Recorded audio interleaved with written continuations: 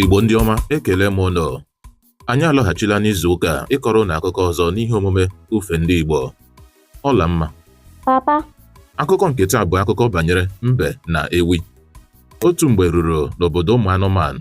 E nwere otu ewi nke na-enwekarị mmasị ịtụ ọnụ banyere ụkwụ ịghọ nkọ ya n'ịgba ọsọ. Mana mbe wee maa ya aka na ya ka ya nwee ụkwụ ịghọ nkọ.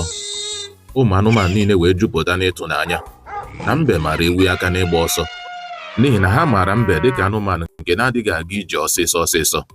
Maka ọ dị ehiwere otu ụbọchị nke mbe na ewi ga-eji asọmpi onye kacha nwee ụkwụ ịghọ nkọ. Ụmụ anụmanụ niile wee na-atụ anya ụbọchị ahụ. N'ụbọchị asọmpi ahụ, o nweghị anụmanụ gara ahịa ma ọ bụ gaa ịchụ nta ihe oriri. Anụmanụ niile zukọrọ n'obi aṅụrị iji kirie asọmpi ịma aka ọsọ n'etiti mbe na ewi.